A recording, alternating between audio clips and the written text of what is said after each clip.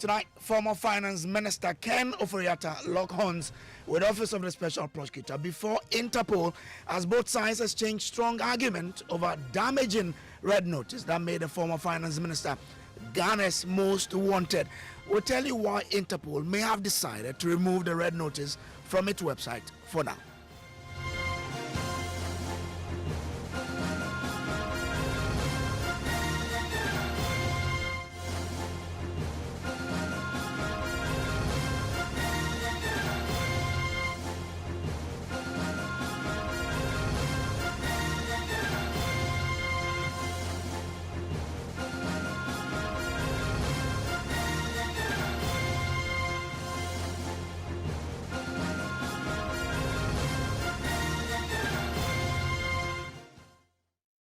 Top story, as always, is brought to you by Telecel Connecting Energies, Holy Insecticide Spray and Coil. Enjoy a holy sleep, and also by Showed Pension Trust into the future with you.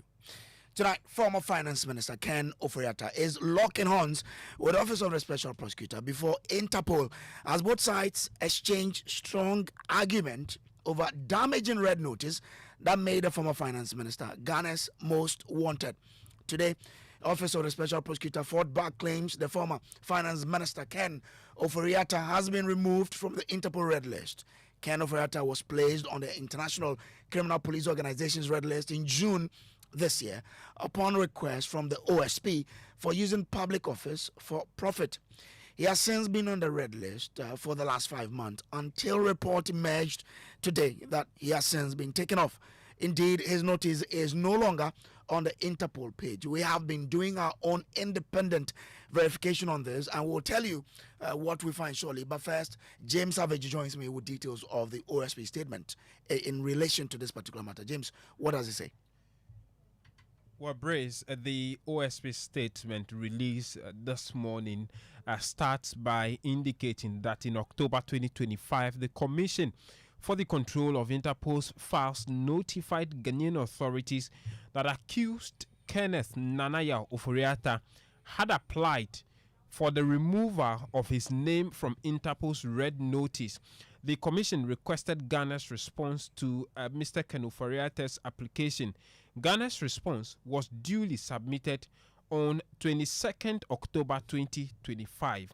It goes on to say that by communication dated 7th November 2025, the Commission for the Control of Interpol's File notified Ghanaian authorities again that accused Ken Nanaya Ofori-Atta had filed additional argument in an addendum, and the Commission requested Ghanaian authorities to file their response to Ken Ofori-Atta's additional argument by 21st November 2025. Then it says that the proceedings are still pending at the Commission for the Control of Interpol's Files. Still studying the case that is appearing before them through that second additional argument that was filed. Now, during the pendency of the proceedings, the applicant's name, which is that of the former finance minister, image and details are often redacted from public view until a final determination is made in the matter. And the public, this is the conclusion, Brace, the public is urged to disregard all publications to the contrary as born of mischief and misinformation. So essentially, that's what the OSP has been saying. But we have been doing our own independent checks on this particular matter by digging on the Interpol website to understand what really is happening. Caleb Ziblima of our research desk joins me in studio with some more details. Caleb, what do we know now? I mean, in terms of what we've been checking, what exactly have we gathered from, doing some checks on the red notice? How is a red notice removed from the word-go? Yes, Brace. So a red notice may be challenged directly to the Commission for the Control of Interpol's Files, also known as the CCF. So this is a commission, an independent commission under Interpol. And the CCF is responsible for ensuring that the processing of personal data complies with Interpol's rules. So if you have an issue, you go to the CCF and they resolve it for you. So once you want to remove your name or some data from Interpol's red notice, you make a request to the CCF or the commission. Then the commission first decides whether the request is admissible. After that, a decision will be made within 9 months whether to grant the removal or not. Okay. So this decision can take up to 9 months. Now, however, the person making the request for removal can also ask the commission to implement provisional measures. So the commission may block or freeze the Interpol notice pending further study of the request for deletion of data. So after you make a request to the commission for them to remove your name from the list, you can also ask the commission for them to block your name from the Interpol red notice website. And this is what has been done. Okay. So, but the website... It's not been deleted, but it's been blocked. It's been blocked. Okay. And the website says it is not guaranteed that the request for the provisional measures, that's to block your name from the list, will be granted. So this is at the discretion of the commission. So since the request has been granted now, and as we speak, if you check Interpol's website, Ofori-Atta's profile is no longer on the Interpol's red notice list. So it is possible to assume that the commission found merit in Ofori-Atta's request for deletion, because once you apply, it's at the commission's discretion to either block your name pending the outcome of the request for deletion or removal from the red notice list. But then again, it's at the discretion of the commission to either keep your name on the list during the 9 months it will take for them to go through the process, or leave your name on the list. Okay. So, I mean, based on whether they are satisfied or not, will inform the decision that they take. Now that we have the full charge sheet, what are some of the categories under which a red notice will not be published, and does this apply here? Okay, so there are 3 broad categories under which a red notice will not be issued. The first one is offenses of behavioral or customs. So if it's something cultural in your country, they will not issue a red notice for you.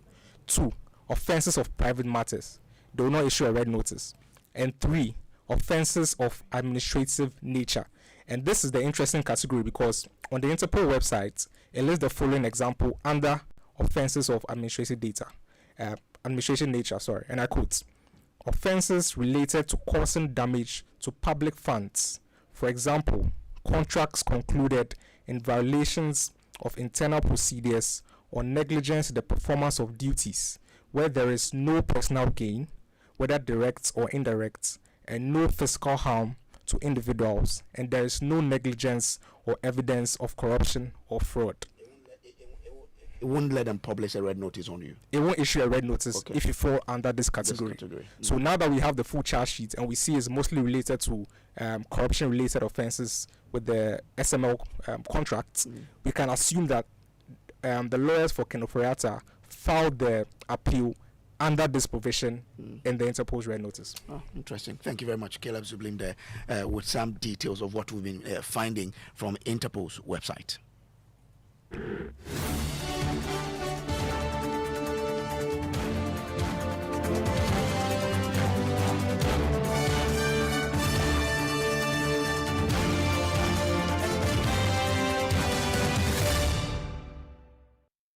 There's a stop story brought to you always by Telecel Connecting Energies, and also by Holy Insecticide Spray and Coil. Enjoy Holy Sleep and Sure Pension. Trust you into the future with you.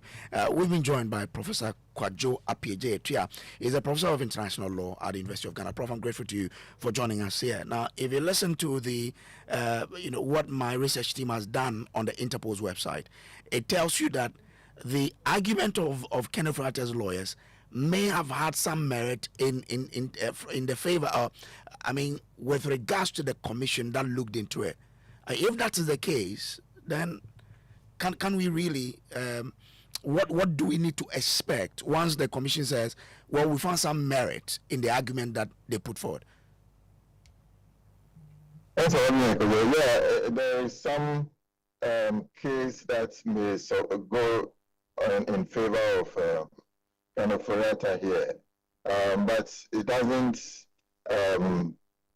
conclude. It doesn't come to a conclusion that we can firmly say that it's a case for Ken Ofori-Atta in this regard.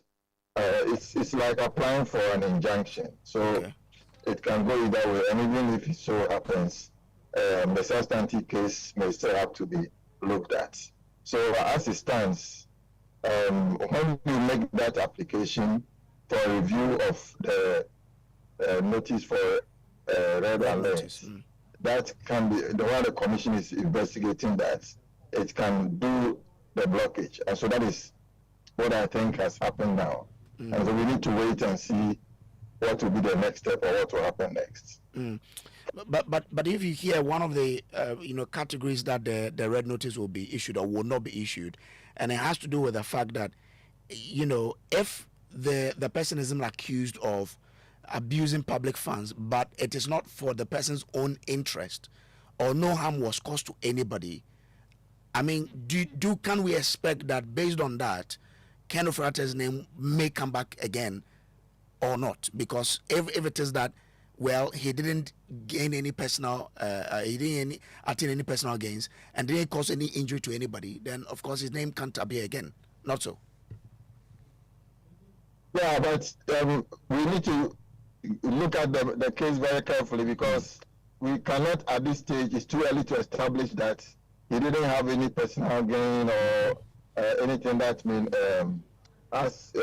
would be grounds for making a decision in his favor. So it's early days yet, and I think we need to be slow in coming to some conclusion. There's a need to have a little more facts, a little more time to see how the commission will, as the case unfolds and as it tries to examine the application, before we can come to some conclusion. But there seems to be a glimmer of hope, if you like, for Ken Ofori-Atta, looking at the way the matter is proceeding.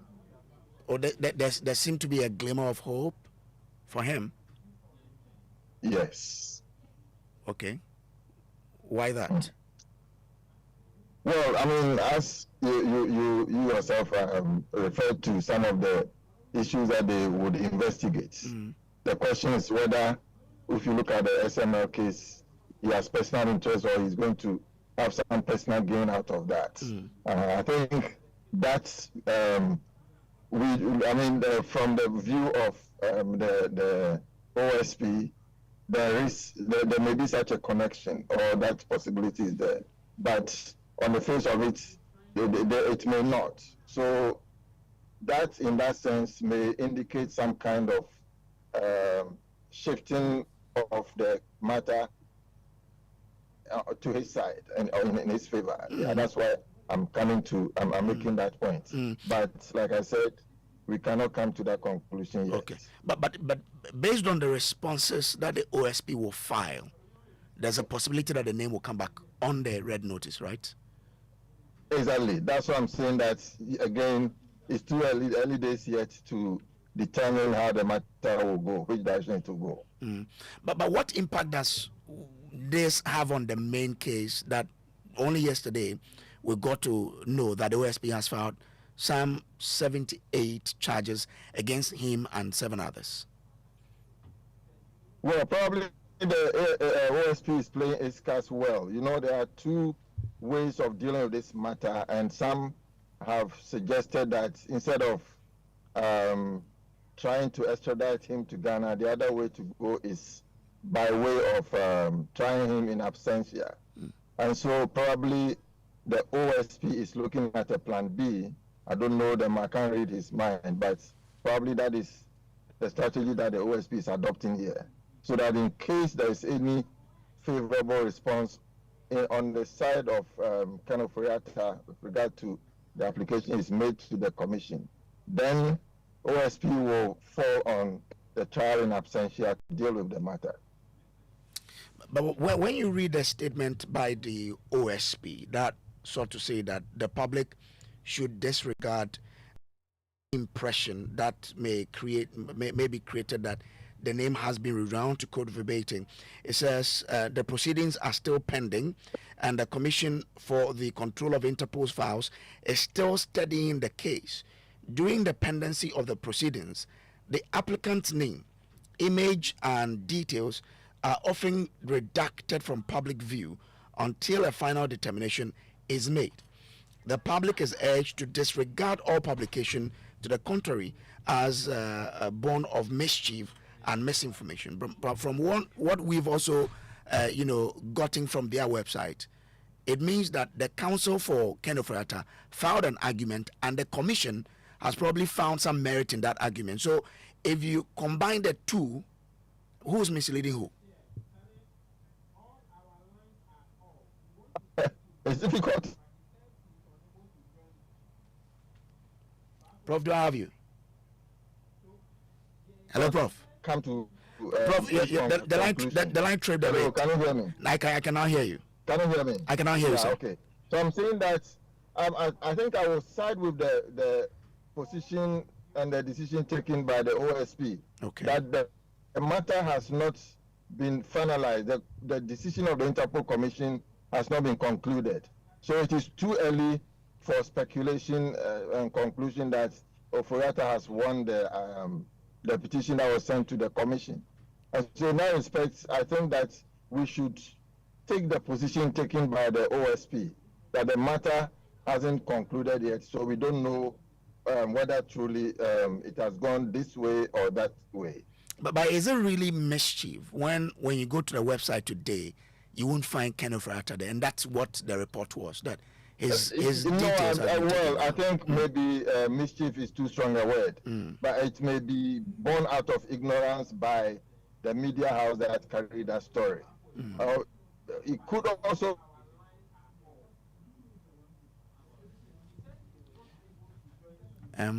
Prof, the line has be tripped. a strategy by kind of undermine the work of the OSP. Anything will happen, but probably hello. I can hear you, sir. Hello? I can hear you. I'm with you. Yeah.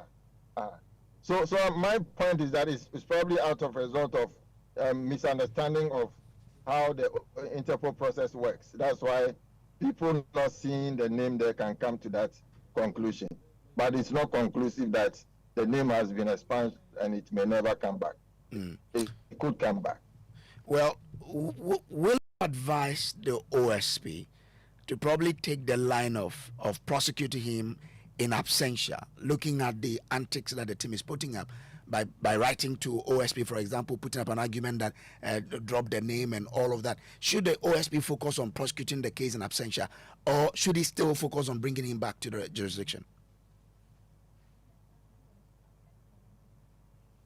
Well, I think that the number one strategy is to bring him back to the jurisdiction, and that has not collapsed yet. So I don't think the OSP will abandon that approach. So, but as I said, it still wants to look at a plan B. So if one should fail, the first approach should fail, then they can then fall on plan B. So I'm sure they're going to stick to that original decision to see to the extradition of Ofori-Atta to Ghana. But if that's going to drag the case, must he still focus on trying all he can to bring him? Well, that is where you may want to look at probably what is the motive for wanting to bring him here. If maybe that is more likely to result in a decision that will be firmly established that he committed these wrongs, because trial in absentia has its own weaknesses.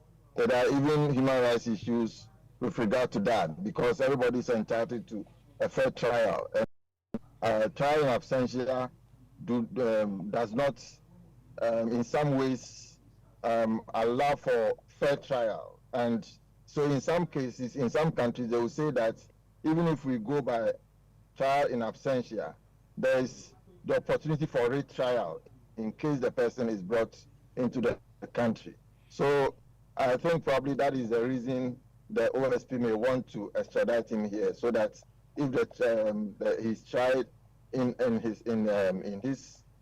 person, that may help to bring finality to the decision that the court may give. But everybody knows that he's tried to extradite him to that jurisdiction, which has faced some blocks or blockades. So, I mean, till when should he try? If he tries him in absentia, who will, toe the argument of human rights?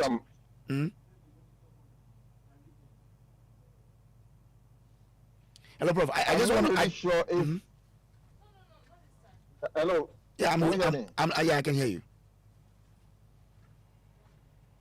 Yeah, so I'm saying that I'm not really sure that the first approach of a child.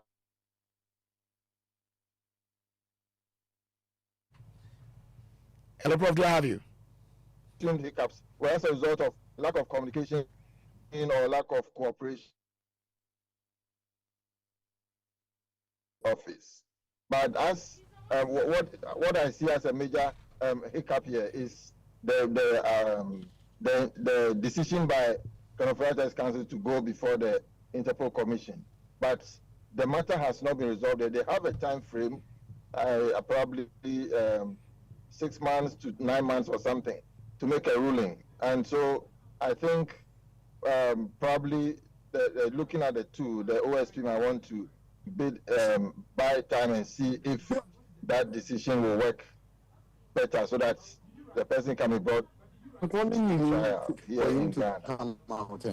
But Prof, isn't it interesting that the person who's been put on this Interpol list since June is residing in the United States, and they've still not been able to get him to Ghana? I mean, what could be the challenge of Interpol in getting the man extradited to Ghana to help in the process that is underway?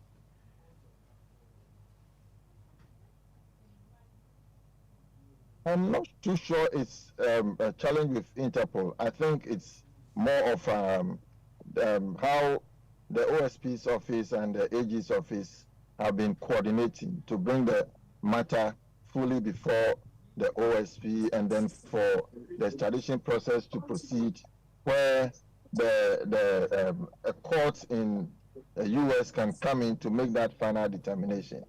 So I think probably if those internal issues are resolved, it will help push the case forward.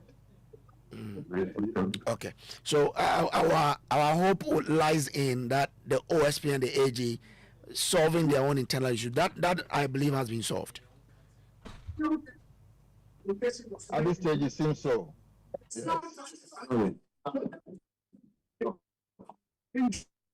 Just stay with me. Let me bring in Bafwewa, who speaks who's a lawyer and a member of the minority in Parliament. Grateful to you, sir, for joining us here.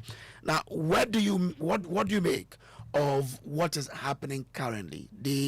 We understand that Kenneth Ofori-Atta's name has been redacted from Interpol's website because of probably they seen merit in the argument that his lawyers had put forth. Thank you very much for having me. Raises very serious questions.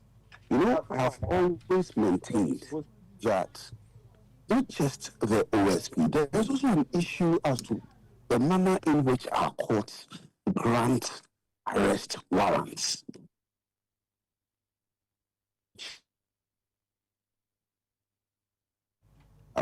Vision for the Interpol. I have reasons to believe, or I've been informed, that upon application to the Interpol, it became clear that there was no justification for Kenneth Ofori-Atta's name to be put there. I can understand it because, but it looks like, or reasonably, anybody who would be interrogating the propriety or otherwise of the Interpol notice being registered on the Interpol's records would be firstly asking himself or herself the question as to whether or not Kenneth Ofori-Atta had been charged. Obviously, he wasn't charged, and you can understand why the OSP quickly filed the charges against Kenneth Ofori-Atta. It was clearly after it got to know that the Interpol has withdrawn Kenneth Ofori-Atta's name on its international notice list. So I'm not surprised. It confirms all that we have been saying about the operations of the OSP, and particularly also our courts. You know, when So on that score, now that the charges have been filed, does it change anything with regards to him being listed on Interpol's website? Well, I suspect the listing on the Interpol's website will be is a power which will be exercised in view of certain circumstances. A charge may be one of them, but they will take into account other things, and when it gets there, they will make that decision. But as it is now, there's one thing and one thing alone which has been confirmed, that the OSP didn't act diligently, and our courts have also failed to protect the fundamental human rights of the people. We need to emphasize that our courts stand between the citizens and the executive, particularly those who wield the power of arrest, the power to investigate, and the power to also prosecute. And therefore, they have to make sure that in issuing such notices, they are very, very careful.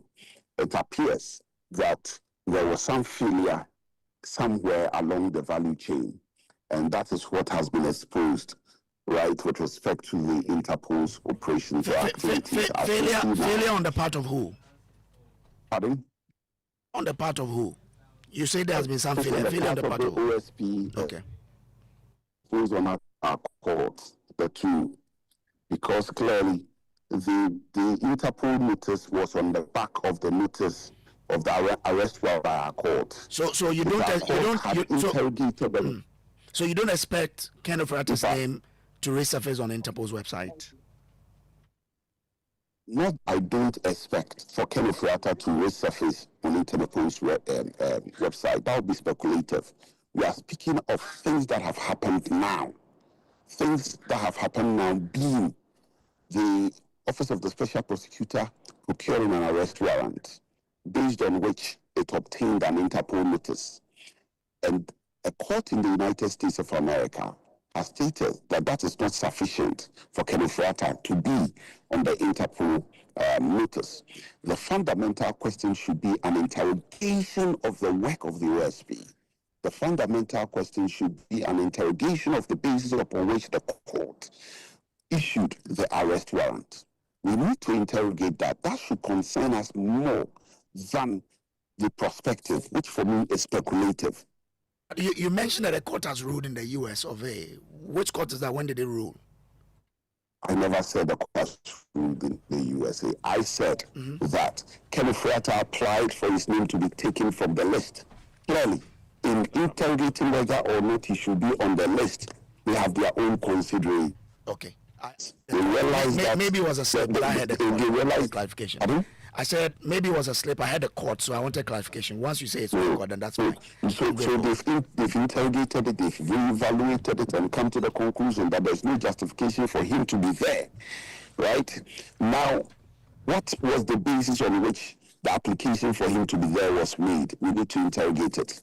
The OSP, how did he arrive at the conclusion that Ken Ofori-Atta has to be there?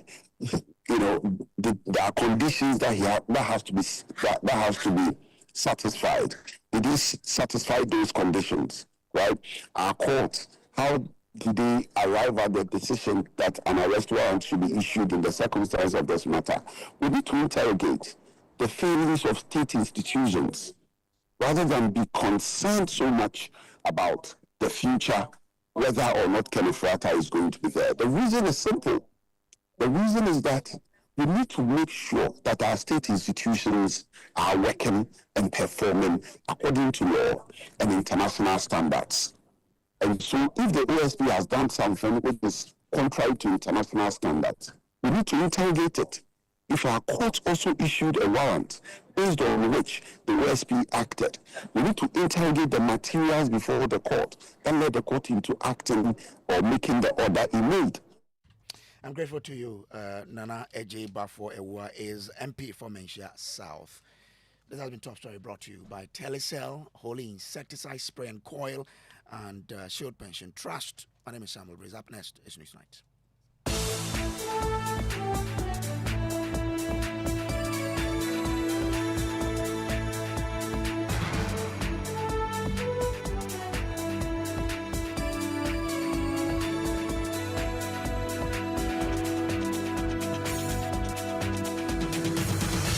the next 60 minutes here on Newsnight, rescue mission underway at Heath Goldfields in Bogoso as NADMO officials race against time to find survivors after at least 3 illegal miners were crushed to death and the collapsed shaft. We have details for you on that. Also tonight, MPP supporters storm EOCO offices accusing the agency of deliberate attempts to intimidate former Bost MD as he spends his 10th day in EOCO custody.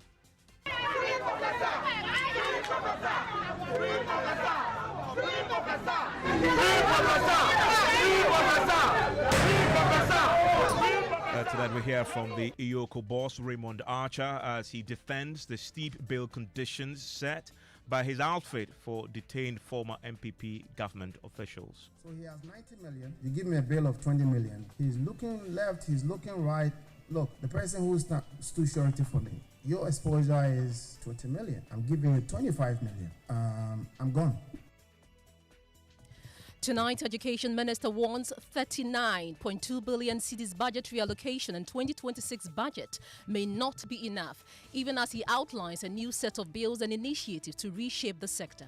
The requirement to finance Ghana's education system probably may be huger or huge, more huge. We need more. And that's why I said that the financing allocation for the Ministry of Education and its agencies may not be sufficient. We have details as the minister fiercely rejects accusations that free SHS has been left unfunded in the national budget. I've heard some commentaries in the media that there is no allocation, no provision for free senior high school. That is not practically possible. In business, government justifies decision to possibly take over Springfield Oil's interests in the West Q3 Point area. And in sports, late drama in the Ghana Premier League as Samba O'Neal stoppage time penalty kick seals vital win for Asante Kotoko over Younger Possums. I want to join us with your views and comments here on Newsnight. 055-1111-997 is the WhatsApp line. We have details after this. I beg, fix me go betete Ghana. No gari, no oil, no plantain, just beans then eggs. Hey, brah, that be dangerous combination, no. Problem no day. I feel handle am. For Telecel, with the Bob say everybody gets what they like. That be why Made For Me bundles day. Based on your usage, you fit get your own data and call packages. Fala! Made For Me bundles like the way you the want town. That *530#, then buy Made For Me bundles today. Telecel. Connecting energies. Couldn't sleep at night. Mosquitoes will be whining my ears, bugging me all night long. Till I got a remedy. Now I'll be spraying them away with holy insecticide spray. Me I go spray them away with holy insecticide spray. When I sleep, I sleep. Holy Mosquito Quell, Holy Multi-Purpose Insecticide Spray. Ghana Kron Kron. For bulk purchase, call 0302-681582. This advert is FDA approved. After touring all 15 regions, the 2025 Springboard Roadshow now heads to Accra for the grand finale. A national celebration of innovation, inspiration, and the unstoppable spirit of Ghana's youth. Join us on Saturday, 22nd November at the Ohene Kunedu Auditorium, UPSA Accra from 9 a.m. The Springboard Roadshow is brought to you by the Ghana Growth Program, an initiative of the Mastercard Foundation in partnership with the Springboard Roadshow Foundation and its consortium partners, with support from Absa Bank, the Multimedia Group, and Graphic Communications Group. Springboard Roadshow 2025, connecting young people to agriculture, agribusiness, and ATVET.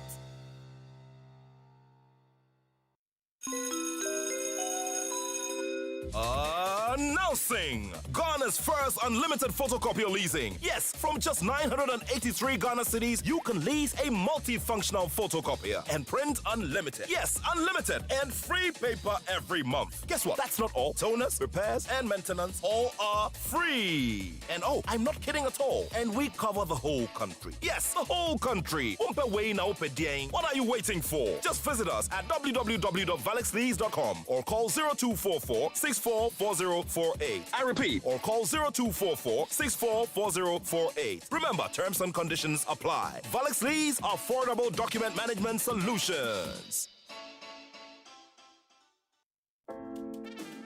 No matter where we are, Africa always calls us home. And here in Ghana, the call is clear: to power growth and create lasting impact. At Stanbic Corporate and Investment Banking, we are creating giants and connecting businesses. From financing bold energy projects to enabling cleaner, reliable power for industries, we are fueling Ghana's transformation. With our support, Gensa Energy is delivering sustainable energy that powers Goldfields operations, helping them move closer to cleaner, greener mining. This is a story of how we bring businesses together, create jobs, empower communities, and invest in the next generation. Stanbic Bank, delivering sustainable growth, creating impact. To learn more, visit stanbicbank.com.gh.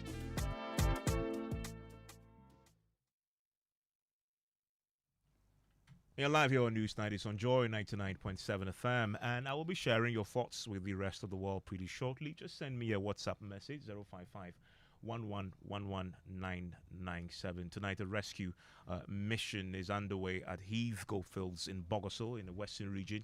The National Disaster Management Organization, NADMO, races against time to find survivors. At least 3 illegal miners were crushed to death under a collapsed shaft. Lands and Natural Resources Minister Emmanuel Amakofibua confirmed in a Facebook post a while ago that all relevant agencies are on the ground verifying the situation and supporting the response effort. Now, reports indicate that the victims accessed an inactive shaft at Prestia through unauthorized routes. Now, the tunnel later collapsed after thick smoke believed to have resulted from an explosive blast.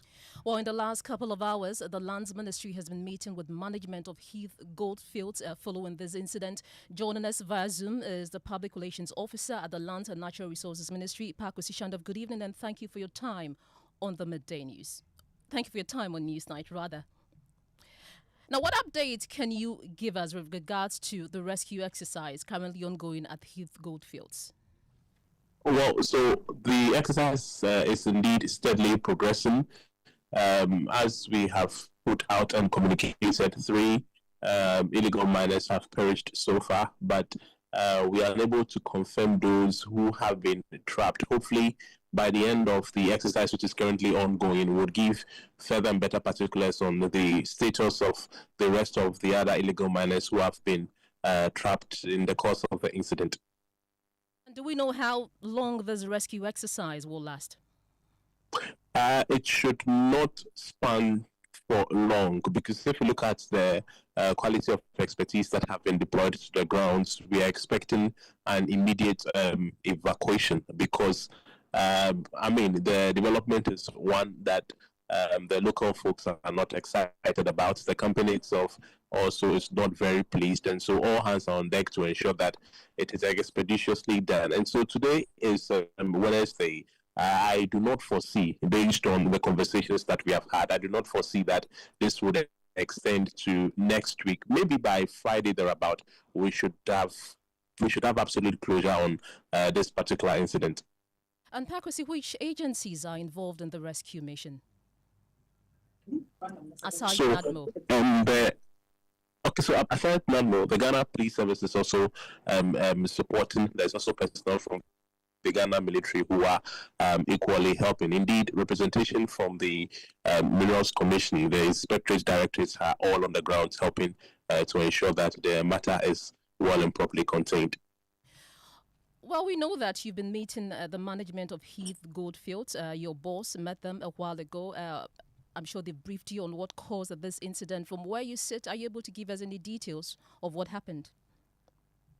The details are still sketchy and scanty as of now, but we will communicate in due course the full brief of the development vis-a-vis what occasioned it and the fine facts. As of now, they are very sketchy, and so we would want to rather leave it there. But of course, we'll communicate fully in due course. And did management of the gold mine give any assurances of protecting their space to prevent infiltration by illegal miners? Absolutely. In fact, the place is already very well protected, except that these illegal miners used a route that is inappropriate or a route that is prohibited, forbidden. And so they only evaded the process. They used another channel, despite the fact that there is, absolute guard and security. So what would, under the circumstances, be done is that you only have to tighten any loopholes, that is, if even there is any at all, because as of now, the place is well protected and guarded, yet they were able to get in. So you only tighten the measures to ensure that these developments do not occur again. Pakwesi Shandov speaks for the Lands and Natural Resources Ministry. Evans. Pal, this is not the first time an incident such as this has happened with lives at stake. I want to bring in Caleb Zeblem, who has been studying the trend over the last few years. Caleb, what do we know as far as this incident is concerned involving illegal miners who may be taking over established mines? Yes, so we've been tracking for the past 3 years. So from 2023 to 2025. From 2023 to... And Caleb would just coming to the microphone now that the microphone isn't working. But Caleb, yes, you were talking to us about what you've established as far as this trend is concerned. This is not the first time it's happened. Yeah, this is not the first time. So this is the second time this year that this is happening. One happened in January 2025 with the Anglo-Good Ashanti mine in Obuasi, where there was a shootout between the military and some illegal miners, which resulted in 7 people dead. And if you go further back to 2023, this is the 5th time that this is happening. In May 2023, there was an issue in the Ashanti region as well with an Anglo-Gold mine in Inuyem, where 52 people were arrested.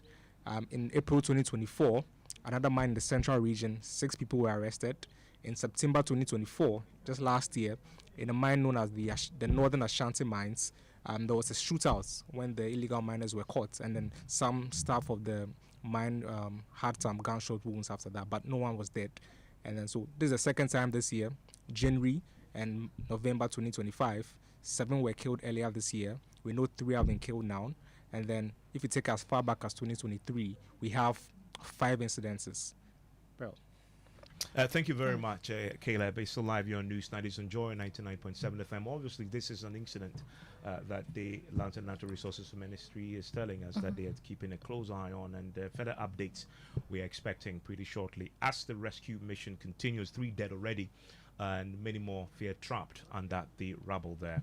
Now, scores of supporters of the New Patriotic Party today stormed the premises of the Economic and Organized Crime Office in Accra, demanding the immediate release of the former managing director of the Bulk Oil Storage and Transportation Company, Boss Edwin Alfred Provençal, who has spent 10 days in custody.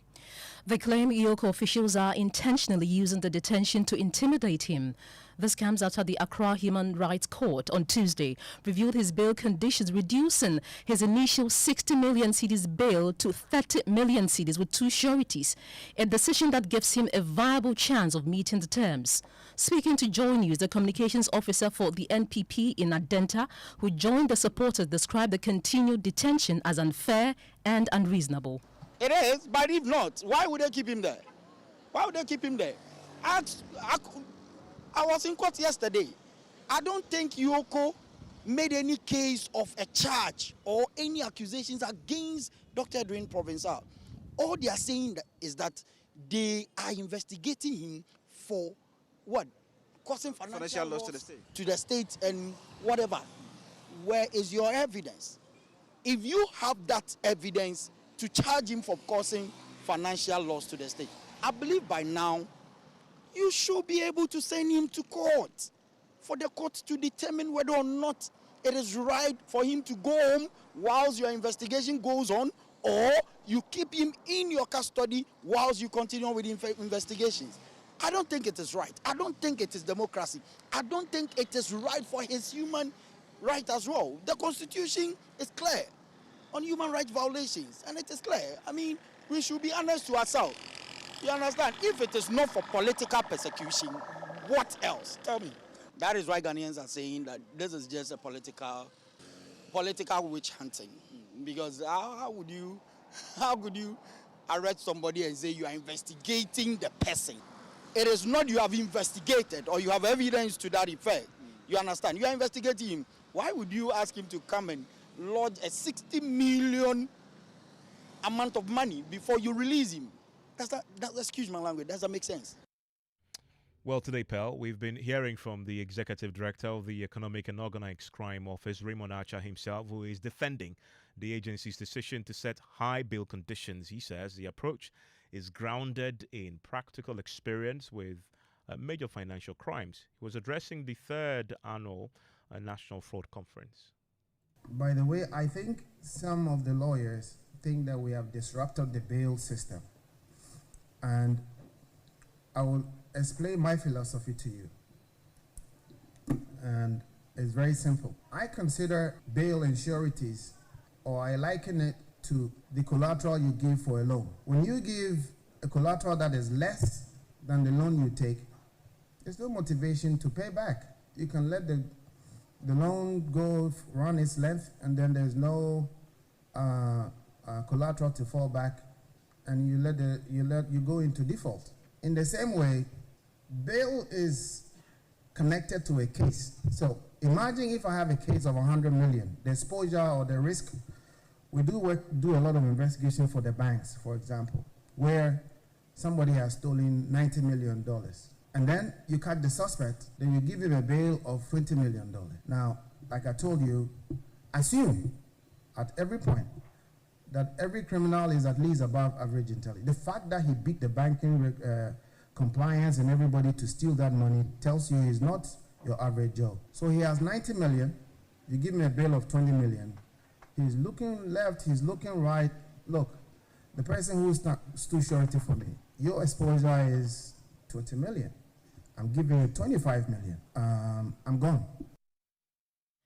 The Yoko boss also emphasized that suspects involved in high-profile cases often possess significant financial strength, which makes certain lower bail conditions ineffective.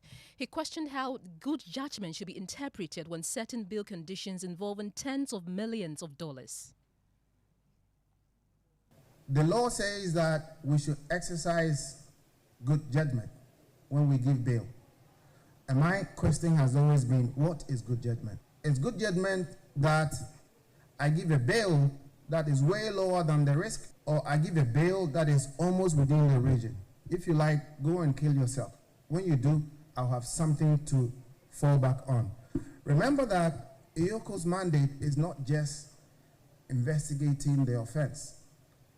We have a twin mandate that says we must also recover the proceeds of crime. So once I took over this position, I made a very clear leadership decision. We're not going to investigate any case only on the criminal side. We will do both investigations at the same time, which is asset tracing and the crime, because those are two separate things, so that when I get a conviction, I will have an asset to fall on.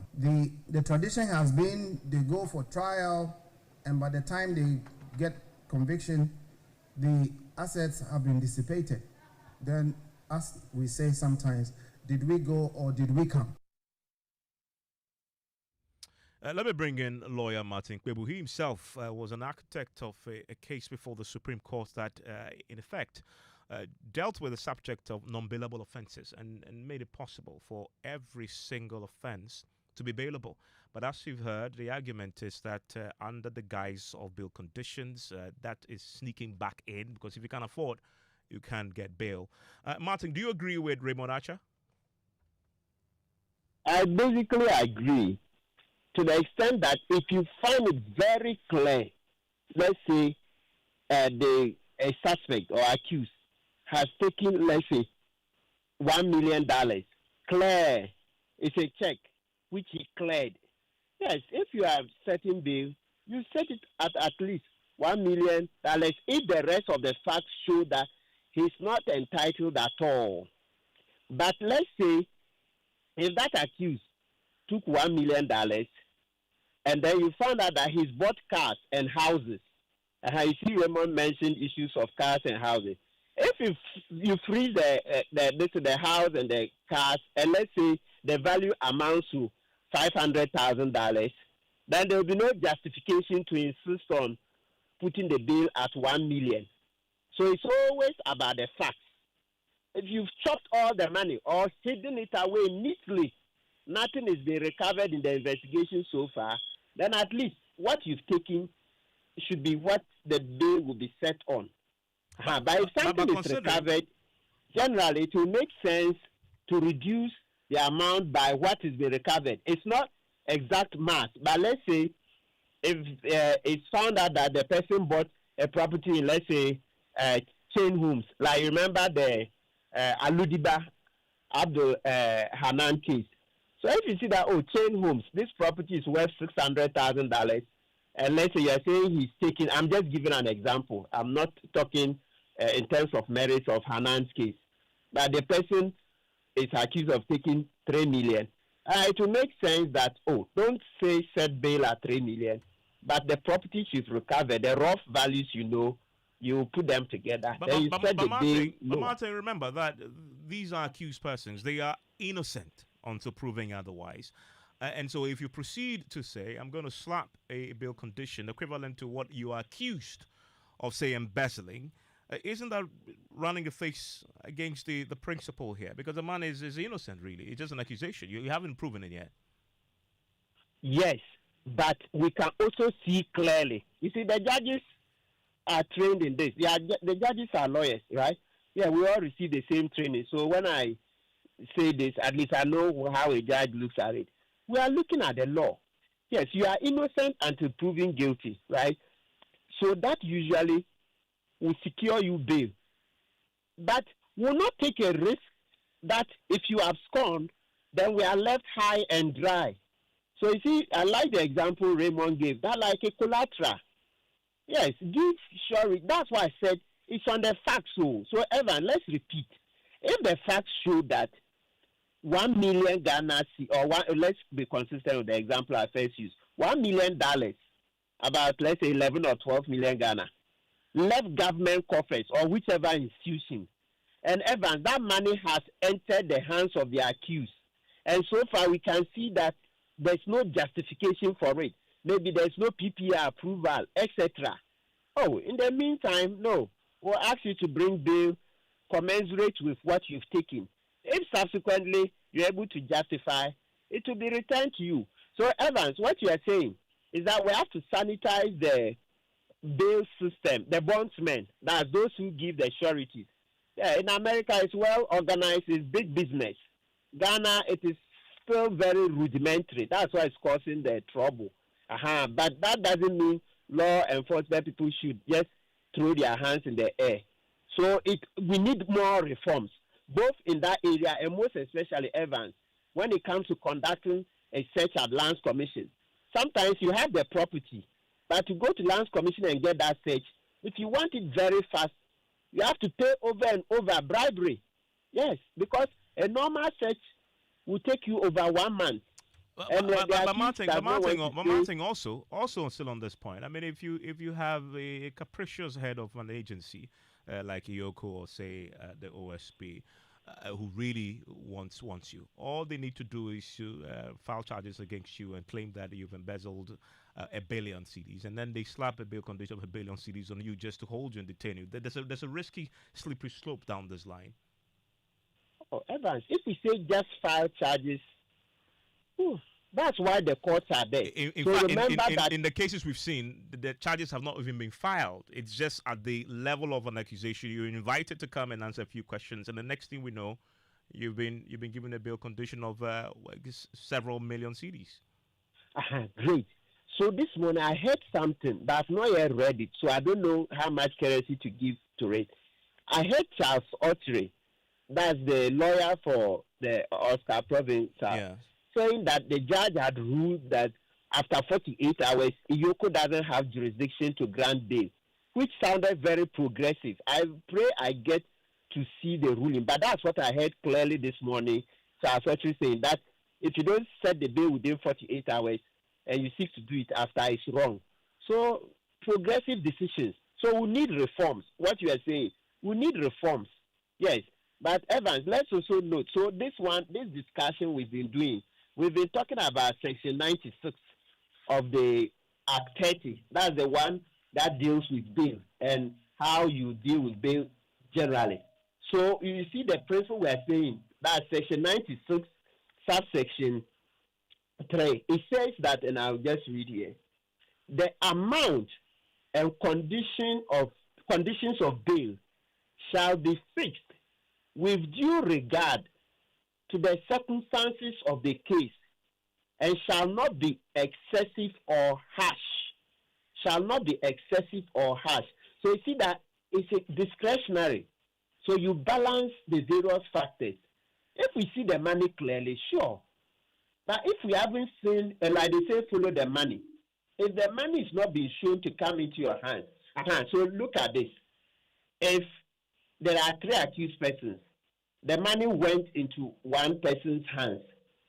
It doesn't show at all that the other person received anything. Okay, the evidence is more tenuous. A judge looking at it will not set the bail conditions the same. When the facts are showing that the money is with one person, the other 2 so far have not been shown to receive even a dime. Yes, though the other 2 helped this person, a judge will not say all of them the same bail. No.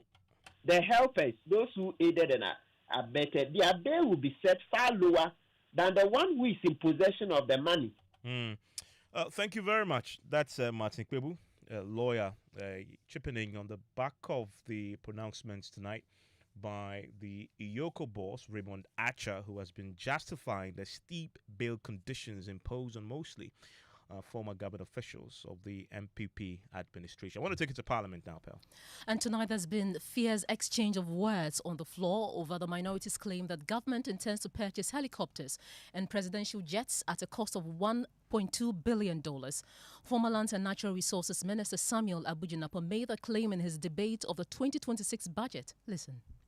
In spite of all these problems, the government, in spite of all these problems, the government wants to spend $1.2 billion United States dollars to purchase presidential debts. To purchase presidential debts. 1.2 billion Ghana cedis to purchase presidential debt. Mr. Speaker, I'm talking about 1.2 billion United States dollars to purchase presidential debt. When you cannot pay nurses, when you cannot pay teachers, when you cannot buy farm produce, when you cannot recruit workers. Mr. Speaker, let me conclude. President Mahama taught us and reminded the country that President Akufo-Addo should take charge. He should not engage in blame game. That is responsible for resolving the problems of this country. President Mahama should take charge. Mr. Speaker, should take charge, and this minority, this MPP minority, this MPP minority, this mighty minority, we are saying, so far, so not well. So far, so not good. Well, we heard from the majority leader too, who responded, questioning the basis of the claims made by the former Lands and Natural Resources Minister. How much is Air Force One? Air Force One, how much does it cost? How much does Air Force One cost? For us to allocate $1.2 billion for a presidential jet. Mr. Speaker, you should show us. You should show us 1.2 billion United States dollars for a presidential jet. I want to see that. The third item under the Ministry of Defense is retooling of the Air Force. Retooling of the Air Force. And the figure there, CAPEX, is 2,532 million Ghana cedis. I went to primary school in Boku. You may doubt the quality of the schools in Boku, but I cannot imagine which primary school you went, where you were taught when you were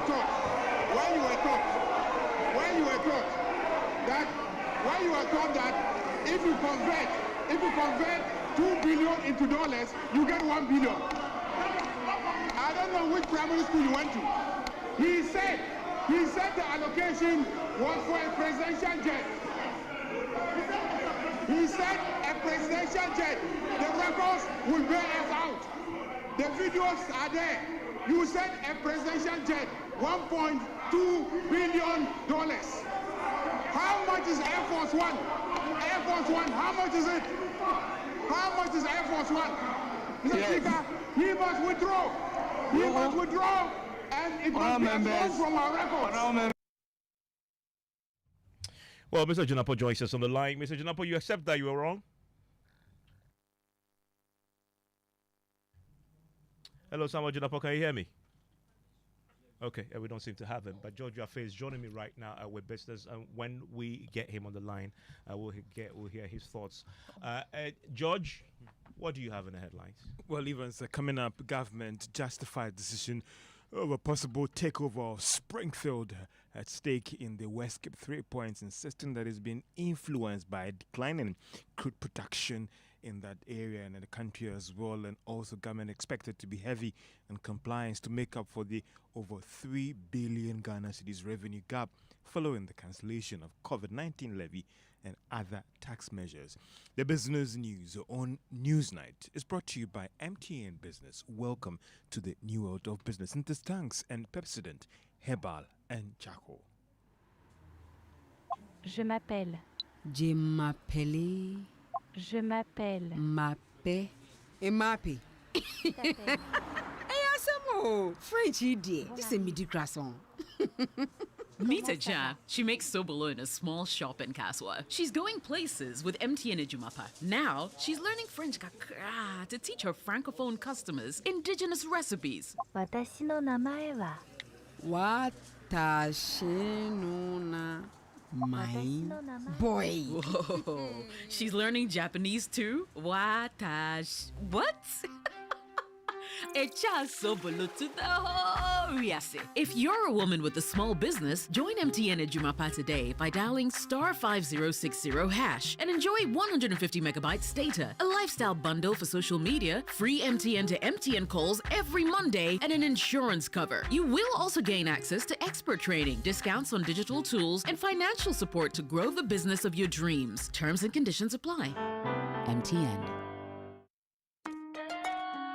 Son, we are so proud of you for setting up this hospital. I really love those hospital beds and waiting chairs. By the way, did you import them? No, Dad, I didn't. I actually got them from Kindle Books and Stationery right here in Ghana. Wow. We also bought our office supplies, safes, executive desks and chairs from Kingdom, and they gave us expert advice on how to set up our office. Guys, that makes 3 of us. I also got our sofa and bedroom sets, plus our dining hall furniture for our new home from Kingdom. Wow, Mom, that makes 4 of us. I usually get my stationery items from Kingdom, and my teacher also mentioned that our classroom furniture was provided by Kingdom. So there you have it. Whenever you're thinking about setting up an office or acquiring furniture for your home, etc., Kingdom Books and Stationery should be your first port of call. With over 40 years experience in the industry, we stock and supply a wide variety of globally sourced office and home furniture, stationery and equipment. Visit our head office, Takweje, Osu near the Osu Cemetery, Temania Community 4, Takoradi opposite Vijay Mays Plaza, Cape Coast University Bookshop, Spintex Road near Absa Bank, Atomic Centerpoint Mall, Winneba University Campus, KNUST, the University Bookshop, and Santasi in Kumasi. You can also visit our shop online, www.kingdomstoreonline.com. Hurry while stock lasts. For further inquiries, contact us on 050-162-0810 or 0302-764-101. Email info@kingdomgh.com. Kingdom Books and Stationery Limited, where quality and affordability is assured. Terms and conditions apply. At Star Oil, we believe fuel is not just a commodity, it is a lifeline. Every cedi saved at the pump is a cedi that helps a mother send her child to school. A farmer transports food to the market, or a young entrepreneur deliver their first order. Our mission is to make fuel more accessible by offering consistently competitive prices, helping ease the financial burden on Ghanaian households. In a country where transportation costs can consume nearly a third of household income, this is not just business. It's a social responsibility. Star Oil, still quality and affordable fuels for all.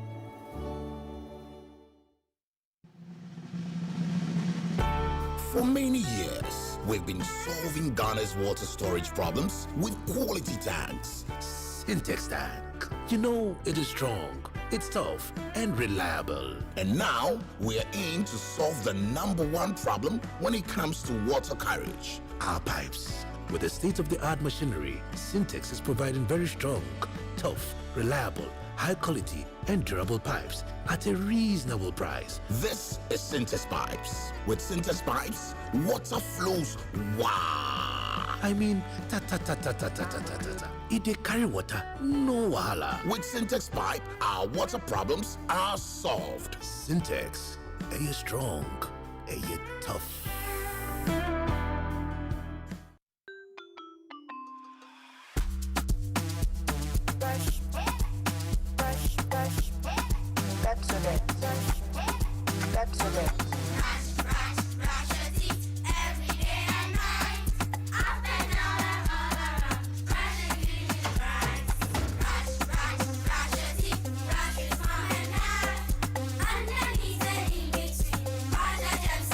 Brushing gets more fun with your kids with the new Pepsodent Kids toothpaste. Give your smiles protection that lasts. Grab yours today from a store near you. This advert is FDA approved.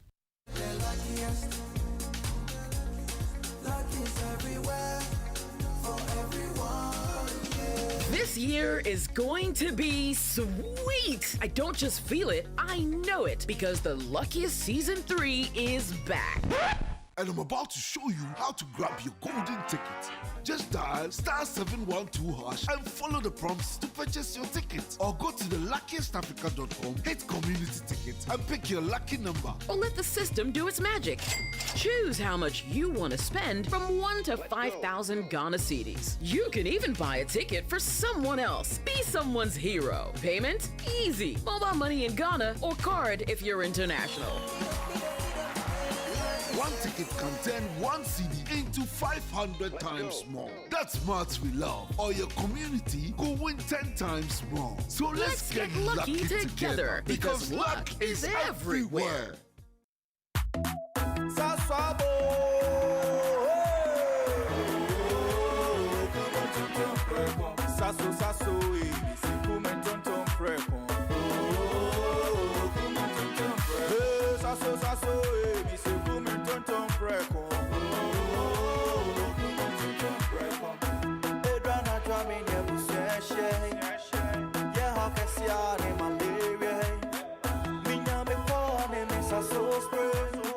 Every mosquito study run away.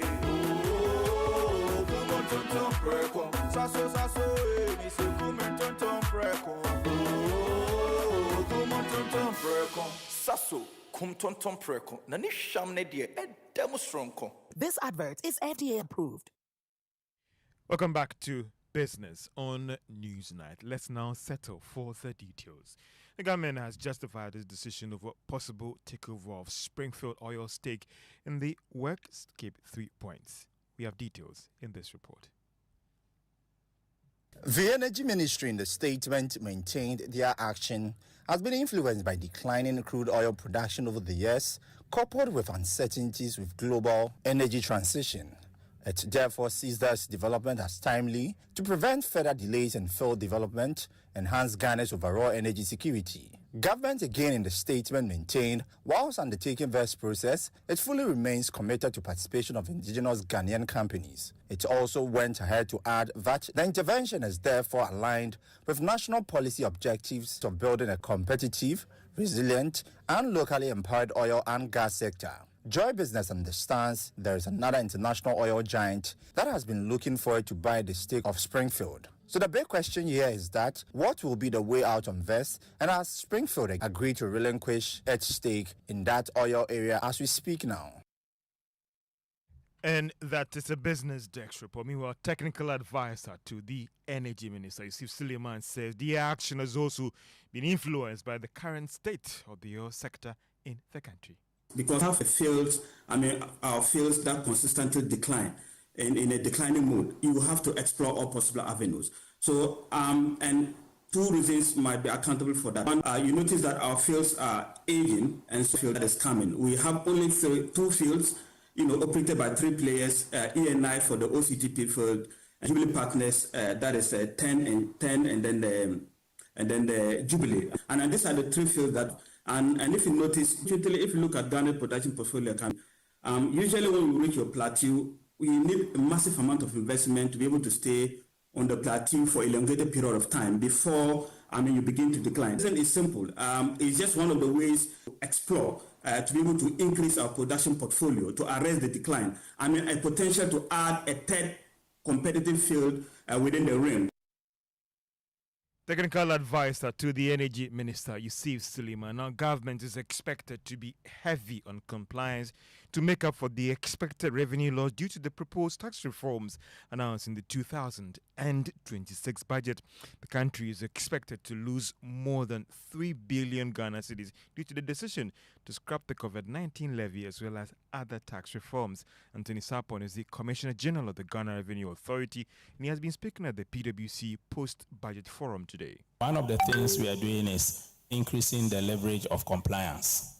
We believe that if we do compliance, a lot more will come. So currently, we have started compliance on certain sectors. For example, in the steel industry, we have over 100 steel companies, but the top end are the manufacturers. And we've done a lot of compliance work on them. So we'll be running them around in terms of industry-based. Secondly, and this will be good news for colleague professionals, we're also going to engage professional firms to increase the scope of compliance audit we do from 2026.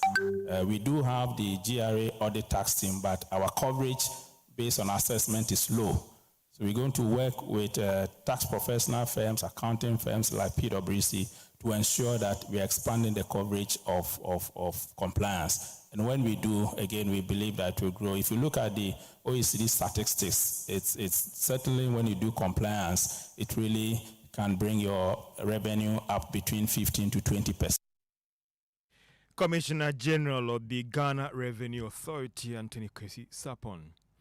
Advanced Ghana has reiterated its commitment to providing tailor-made financial solutions to strengthen the resilience of Ghanaian businesses through its new loan facility overdraft. The new product will help businesses access timely and flexible working capital to aid their businesses.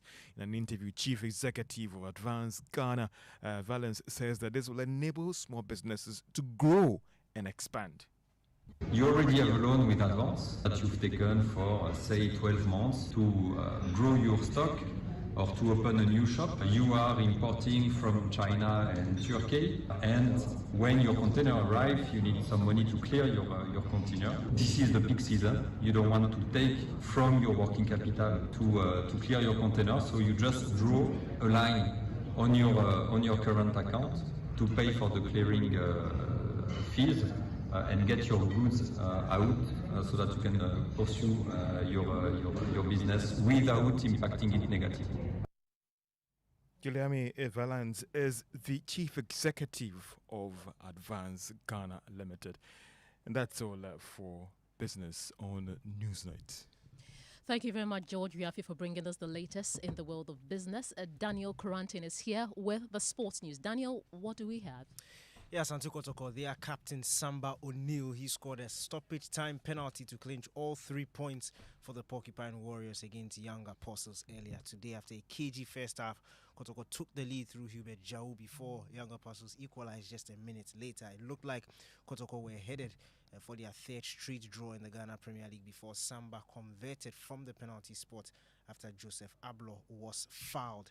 Now, Ghana's Black Queens, they just lost out on the National Team of the Year award at the ongoing 2025 CAF Awards to Nigeria. The Black Queens, after missing out on the 2022 WAFCON, returned to the competition in the 2025 edition, finishing in third place. Award winners Nigeria, they claimed the top prize after winning a historic 11th WAFCON title. That's all for sports. Back to you guys. Thank you very much. And you are live here on News Night on Joy 99.7 FM. And Parliament today is continuing with its debate on a host of issues as far as the budget is concerned, the 2026 budget is concerned. And we'll bring you more from Parliament pretty shortly, where the debate has been pretty exciting. And I'm still waiting to hear from you on 055-1111-997.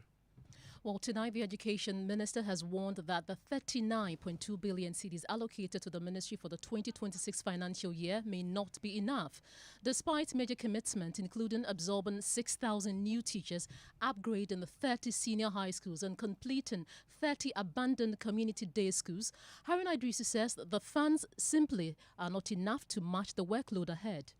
The requirement to finance Ghana's education system probably may be huger than the budget may be able to provide for us. We need more, but within the constraints of the budget, we can only share with you. If you look at the 2026 financial year, you will see an allocation of 39.2 billion to deliver our planned programs and interventions across basic, secondary, and tertiary education. So there will still be free tertiary vocational education. And that's why I said that the financing allocation for the Ministry of Education and its agencies may not be sufficient, but at least adequate for now and adequate within the constraints of the budget.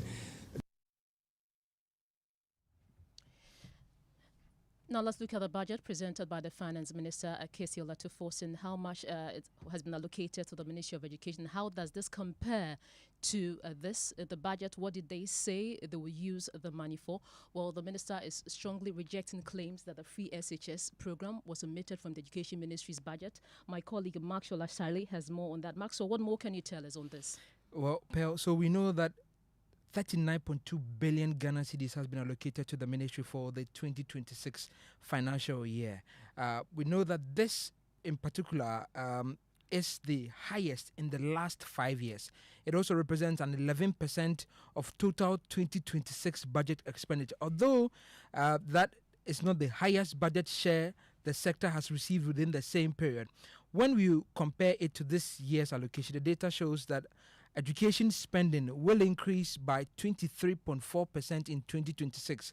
However, this is still not the highest year-on-year rise we have seen recently. Both the 2023 and 2024 budgets recorded larger increases, each with 28% growth in education allocation. Pearl. Thank you very much, Michael Ashili. So, Evans, the minister is also rejecting claims that the free SHS program was omitted from the Education Ministry's budget. Under the previous administration, free SHS appeared as a line item with its own allocation, but this year it is absent. According to the ministry, that is because the program will now be funded through Get Fund, which falls under the ministry's supervision but is accounted for separately. And the budget is always done for and on behalf of the President of the Republic. He indicated a major policy shift of financing free senior high school from the Get Fund, and not as was the case since 2018 till 2024, when education, particularly free senior high school, was largely financed from petroleum revenue of the country, annual budget funding amount of ABFA. So the shift is at this time, Get Fund will provide the financing for free senior high school. An amount of 42 billion has been allocated. When the Get Fund formula gets to Parliament, you will see the actual numbers. Well, you also provided further clarity on how government intends to phase out the double-track system, which has faced significant criticism over the past year. A significant intervention to end the double-track phenomenon, because the number of time hours spent between students and teachers was affected by the double-track.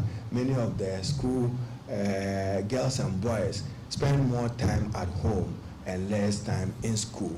We can respond to it through expanded infrastructure, through a digital provision, and we are happy to announce a new flagship program known as the Ghana Secondary Learning Improvement Program. a 2-year World Bank supported project valued at $180 million US. And that there is Education Minister there today at the news conference, clarifying a few issues as far as the budget is concerned. You're still live here on News 90 on Joy 99.7 FM. I want to stay in Parliament for a while longer because former Information Minister Kojo Nkrumah has taunted the NDC MPs, accusing them of dancing to the budget instead of getting into its fine details. According to Ofuase Yoruba MP, if the NDC MPs paid close attention to the budget, they will realize that there is nothing to celebrate in there. Now, Kojo Nkrumah, who has been leading his side in the debate today, insisted that all the finance minister touted as achievements in the budget, including single-digit inflation, have been previously achieved. If you don't pay attention to the details, on face value, you will go away thinking that the core issues of the Ghanaian economy have changed. But I say to you, Mr. Speaker, in all humility, that if my colleagues on the other side will stop dancing like they were doing in the chamber and go into the fiscal tables, they will stop and realize that there's a lot of work that needs to be done. If it is about achieving a negative rate of debt accumulation, the first person to have done that was Yao Safumafu in 2001. If it is about single-digit inflation based on sterilization, where you suck money from the banks and the asset management companies, the one who did that, it was Dr. Kwabena Dufo, and when he finished, people gave him a name. They said it was unprecedented, 3 years of single-digit inflation. When Yao Safumafu did it, they were calling him Oya DAA or Safumafu. If it's about cutting taxes, in 2017, Kanofureta cut over 14 taxes. Go and see the way they were jubilating in Abosokai. The political class continue with this exercise of exciting ourselves and dancing over these temporary gains, and we don't deal with the structural issues. All you need is one major shock to the Ghanaian economy, and you are back to square one. But in response, NDC MP for Guan, Fred Agbenyo, said his side was not going to take advice on economic issues from the NPP. He accuses the NPP of running the economy into a ditch. All Ghanaians can attest to the fact that indeed they voted for visionary leadership, they voted for transformational leadership, and everybody can see that indeed Ghana is progressing steadily. The Speaker, in paragraph 1197, the minister said GDP growth rose from 5.3% in 2024 to 6.3% in 2025.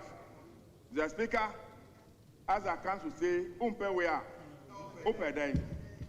the Speaker, inflation has dropped from 23.8% to single digits 8% in less than 1 year. Mr. Speaker,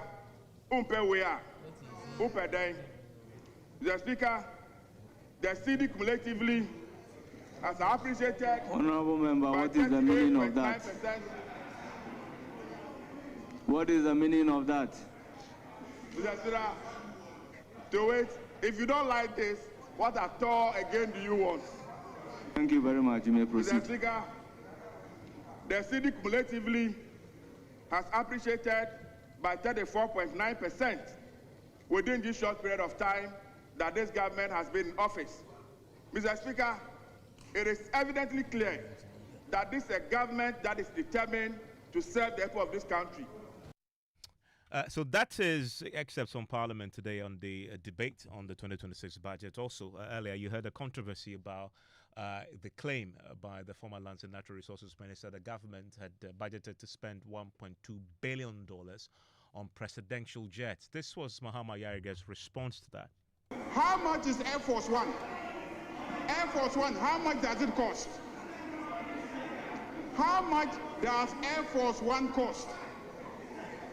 For us to allocate $1.2 billion for a presidential jet. Mr. Speaker, you should show us. You should show us $1.2 billion United States dollars for a presidential jet. I want to see that. The third item under Ministry of Defense is retooling of the Air Force. Retooling of the Air Force. And the figure there, CAPEX, is 2,532 million Ghana cedis. I went to primary school in Boku. You may doubt the quality of the schools in Boku, but I cannot imagine which primary school you went. And that started a bit of controversy. I want to bring in Samuel Abdullahi Jinapor, who was on the floor. He raised the fundamental issues. Mr. Jinapor, do you accept that you were wrong? Hello, Mr. Jinapor, can you hear me?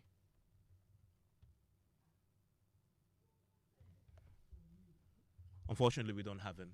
Still live here on Newsnight. I want to take you to the Ashanti region, where we are counting down to the Lava Firm. The Republic Bank Lava Firm Habitat Fair. And it's happening at the Kumasi City Mall. There's some sweet deals still coming through. Well, yes.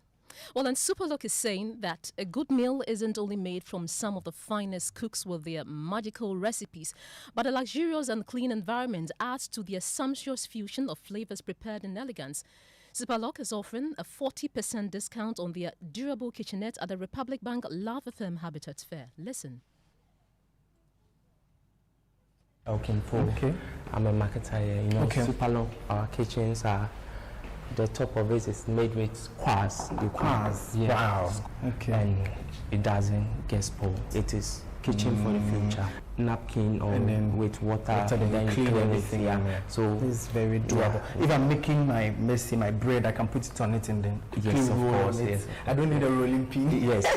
All right, so that's fine. Will it come with the utensils? That's no, please. That will come with the utensils. Very nice. You can see your microwave is here. Yeah, very makes it easier. Yes, and with the kitchens to 27 to 29th November, we'll be having a promotion. So and that's happening at the Habitat Fair. You know that? Yeah, of course. You're having a promotion. Tell me about it. How much discount? 40%. 40%? Yes, of course, 40%. Oh, that's amazing. That's amazing. And treat all our clients to come on board. To come there. Yeah. You definitely want to be at the Habitat Fair. Sure. And Evans, like we mentioned, the Republic Bank Lava Firm Habitat Fair is only 8 days away. And I'm saying that it's happening at the Kumasi City Mall from the 27th to the 30th of November. And that's it for Newsnight tonight. My name is Evans Mentor. My name is Pale Ofuri.